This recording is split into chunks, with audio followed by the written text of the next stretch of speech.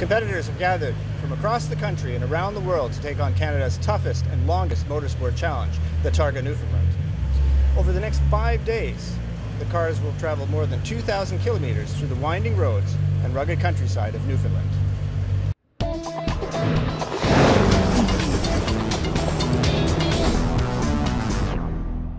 A strong field, including at least 4 repeat category winners, crossed the ceremonial starting line, marking the beginning of the 12th annual event.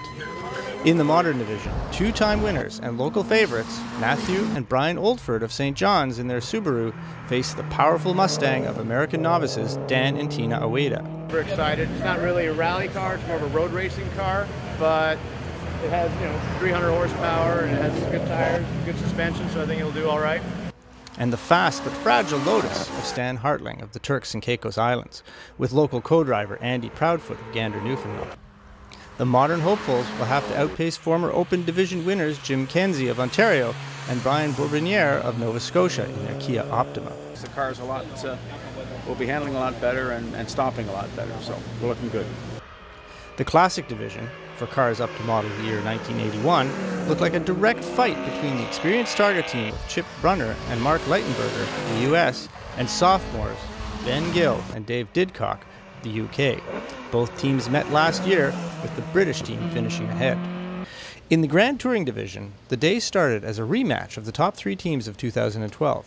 John Hume of Ontario with local navigator Justin Grant in their BMW were facing tough competition from the teams of John Riddell and Briar DeLang of Ontario, also in a BMW, and Craig McMullen of Nova Scotia and Justin Russell in a Mini. The already challenging roads became even more difficult to navigate as heavy rain showers affected driving conditions. The BMW of last year's division winner lost contact with the road and wound up wrapping itself around a tree. Driver and co-driver are okay, but the same can't be said for their car. Game over today anyway. It was a bit of a rush, yeah, to say the least. 2 other cars experienced difficulties, but are expected to be at the start line tomorrow. So an eventful day here at Targa Newfoundland, and the racing hasn't even begun. Join me again tomorrow for more from Targa Newfoundland 2013. The sun was shining and the roads were dry. Excellent conditions for the first day of competitive racing at Targa Newfoundland 2013.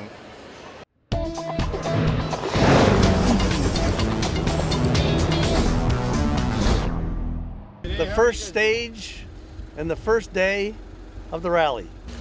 For some drivers, this would be their first taste of actual competition. It's our first time in Targa, and so far, what do we see? Definitely would like to come back. We're just happy to finish yesterday. It's our first time ever, so. This is our 12th one. We've done them all. But one thing they all agree on is that they're happy to be here. Do I feel good?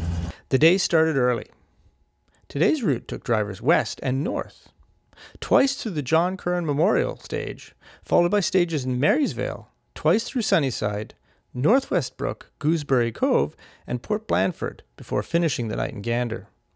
The beautiful weather didn't mean it was smooth sailing for everybody, though. Several cars found themselves in trouble today, including the team of Jim Kenzie and Brian Bourbonniere, a strong contender in the modern division. Well, it didn't start off so good. On stage 2, we did a little high-speed farming. Hit a patch of water and didn't make the 90-degree turn onto the appropriately named Cemetery Hill. Another more serious incident occurred when father and daughter team of Don Sawyer and Sky Sawyer's Mini left the road, leaving both driver and co-driver briefly trapped in their car. Everybody in the Targa family was relieved to hear that they would both be okay. A large group of cars are still penalty-free, as is usual for the first day of competition. In the modern division, there is a 3-way tie for first place.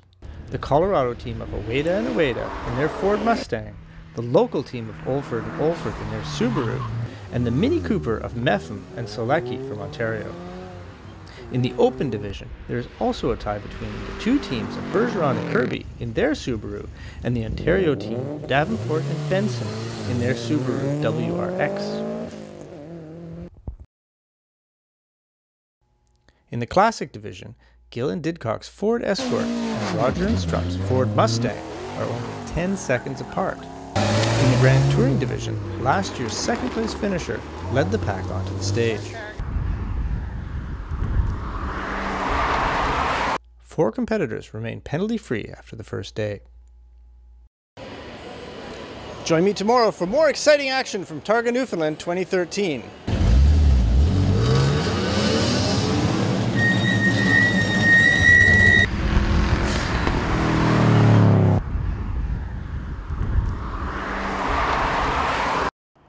What started out as a very wet day turned out to be a beautiful day here in Newfoundland. Welcome back to Targa Newfoundland 2013.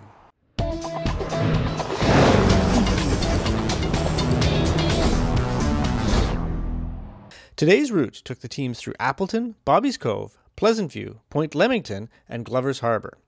But in an unprecedented move today, the final 2 stages, the extremely popular stages run through the twisting streets of Gander, were cancelled. After a hastily organized drivers' meeting, Robert Ganu, president of Targa Newfoundland, made it clear that safety was his main concern. And then all of a sudden we realized we were just out of time. In other words, by the time we started the first cars at 30-second intervals, by the time we were getting to the last cars, we were going to be out of luck and they were going to be running in the dark and we were going to have to deal with that, etc. So we occasionally in Targa in Newfoundland have rainouts.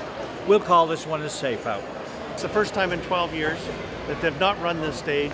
Well, we cancelled the Gander run because of safety issues. Targa Newfoundland takes safety very seriously. In fact, safety is their first priority. Ben Gill talks about how drivers are protected. We've all got to wear fireproof overalls.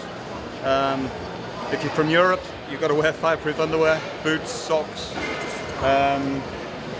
helmets, obviously. Increasingly, people are using HANS, which is head and neck system. So that if there is an impact, this support stops your head moving forward. Inside the car,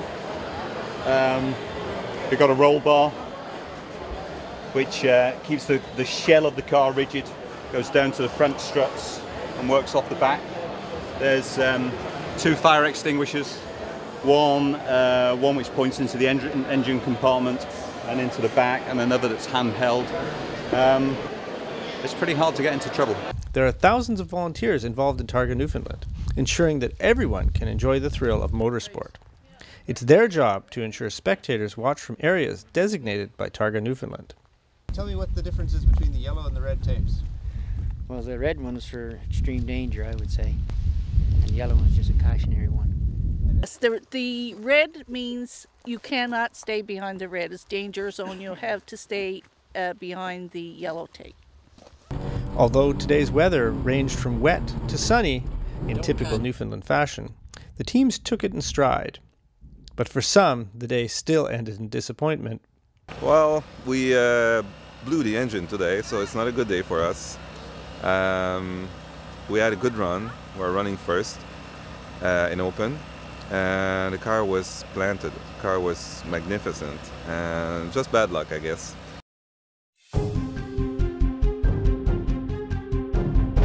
That makes room at the top of the open leaderboard for Davenport and Benson in their Subaru WRX. But watch out, Hiscott and Klein Abraham's Toyota Corolla is only 15 seconds back. In the modern division, 2 cars remain penalty-free.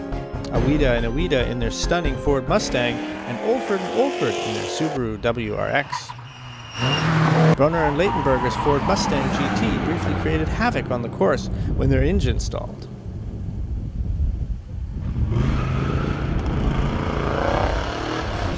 At the end of the day, Gill and Didcock's Ford Escort came out just ahead of the Ford Mustang, Rogers and Strupp. Things remain largely unchanged in the touring class, with the top 4 cars all remaining penalty-free. So a surprise ending to the second day of competitive racing at Targa Newfoundland 2013. Join me again tomorrow for more action from Targa Newfoundland. Welcome to Targa Newfoundland 2013!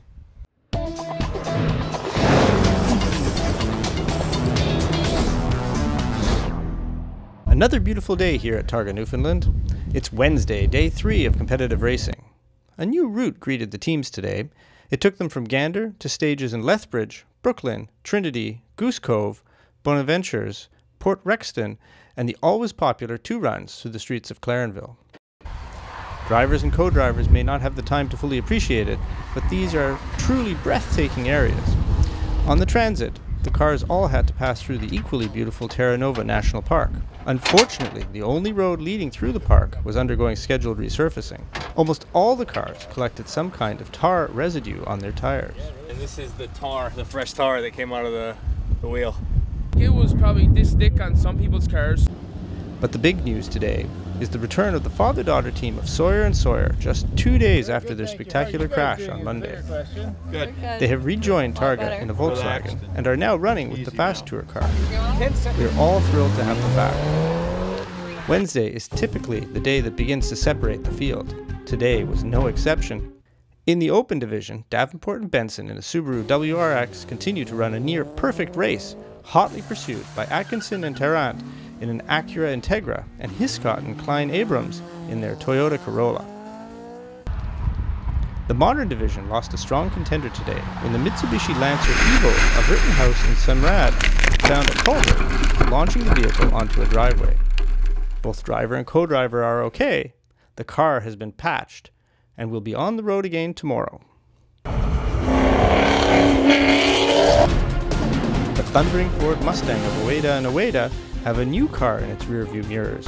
The BMW M3 of Hume and Bartlett has quietly been climbing through the field and now sits in second place. For the time of our lives here, buddy. Methven and Selecki in their Mini Cooper are still within striking distance, only 19 seconds back in third place. The Classic division has become a competition of attrition. First, the Ford Mustang of Brunner and Leitenberg left the road and thereby exiting the competition.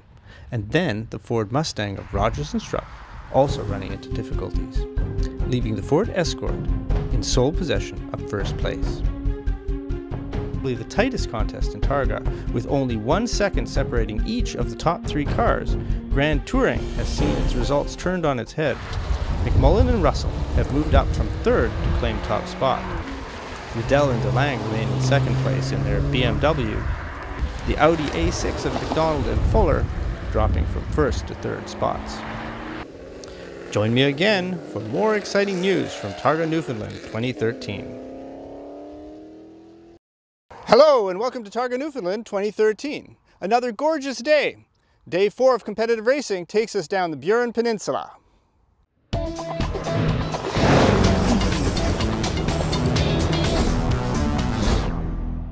Today's route took the teams down the Burin Peninsula. Stages included Boat Harbour, Petty Fort, Mooring Cove, Burin, Frenchman's Cove, and Marystown. What an amazing day of racing! Although the teams are tired after almost a week of racing, you can feel the excitement as we come down to the wire. It was excellent. No better way to start the morning than to drive 200 kilometers an hour. Very good. We just had a great run. Just had a great run. This is a good day. We wake up and it looks like this outside. This is a good day at Targa.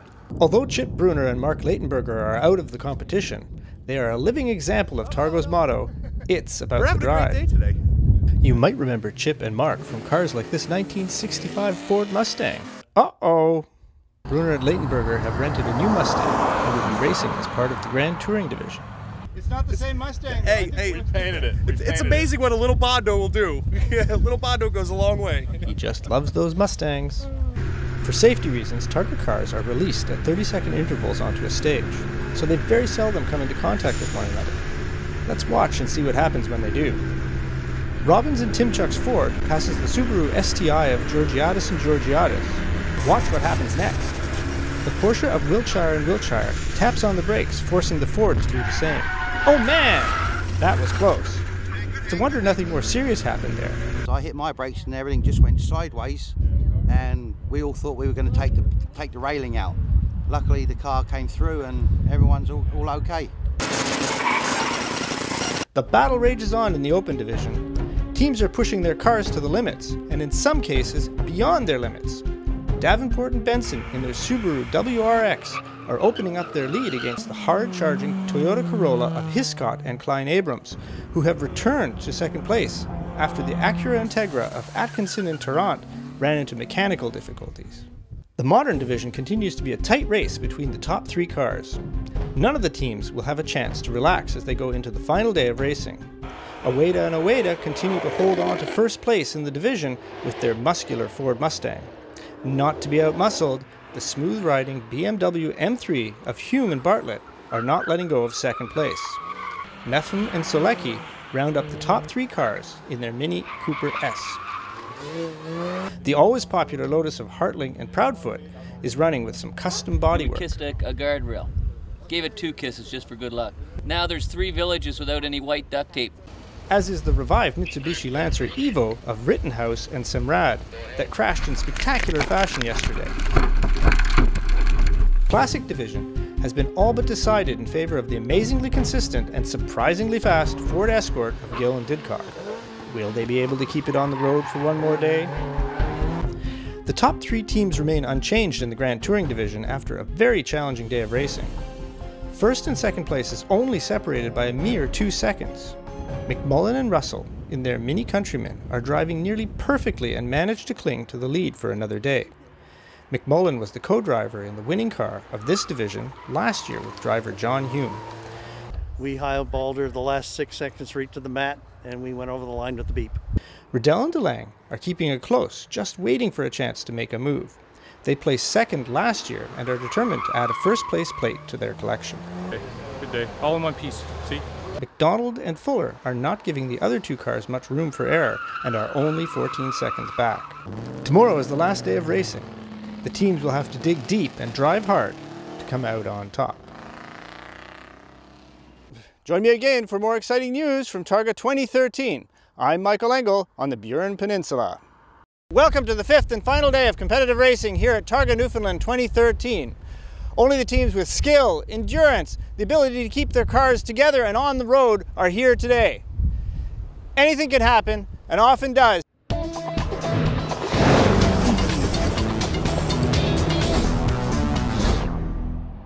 Today's route will be a test of the team's endurance as they head north up the Burin Peninsula, one of the longest transits of the week.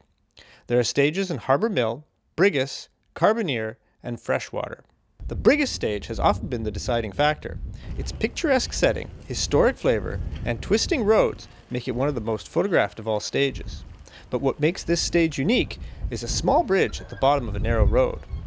Cars are required to cross it with speed, often causing the car to become airborne. Each year, people stand wherever they can to get the best view of this annual spectacle. Every team has their own approach. McMullen and Russell's Mini Countryman bounce over the bridge. De Silva and Austin in their MGB approach the bridge with great care.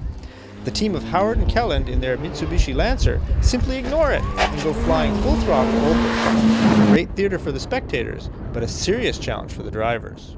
Let's watch as Hume and Bartlett cross the bridge. He took it cautiously, opting to keep the car under control. All the cars are able to complete this complex stage. But it isn't over until it's over. In the final stages on the final day, the team of Bartlett and Pico tumble over 30 feet, their Porsche 944 ending up wheel side down on the edge of the water. Both driver and co-driver are okay. Here are the final results. After a 5-day battle, the Open Division's 2nd and 3rd place winners were only decided on this final day. Howard and Kelland in their Mitsubishi Lancer were able to just overtake the reliable Toyota Corolla of Hiscock and Klein Abrams.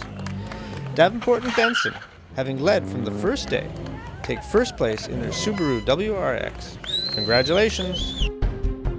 In the Modern Division, the top 3 spots have been jealously guarded by the same 3 cars since day 3 of the rally. Nepham and Solecki in the lightning-fast Mini Cooper were unable to catch the powerful BMW M3 of Hume and Bartlett. The impressive Ford Mustang of Ueda and Ueda never wavered, claiming a convincing victory in this category. The Touring Division included a battle of 2 teams from the Hume Media Group. The winner was finally decided today in favor of Riddell and DeLange in their BMW over the Mini Countryman of McMullen and Russell. McDonald and Fuller in their Audi A6 were able to close the gap, but were unable to move up from 3rd place. And finally, during this great adventure, it has been pointed out to me more than once that I have been maybe mispronouncing the name of this great province. Oh, Newfoundland. Newfoundland Labrador boy. And that's it for another year at Targa Newfoundland 2013. See, you can teach an old dog new tricks. team.